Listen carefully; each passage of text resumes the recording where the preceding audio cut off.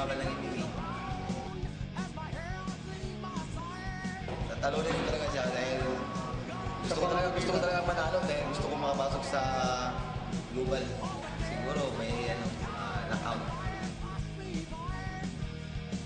Actually, mahirap pa talaga yung training na pinagdaanan ko dahil sa 6 months ako nag-prepare ngayon.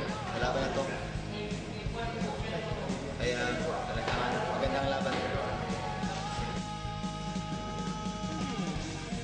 Siguro yung gusto ko talaga si Sakuraba, Japanese. Sana mapanood kayo ng Undisputed na dito ngayon dahil magandang laban to. Lahat naman ang fighter talagang makarating sa global. Siyempre excited pag nakachamba ko ngayon dito. Medyo masaya.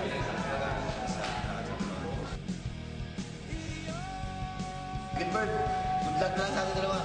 Sana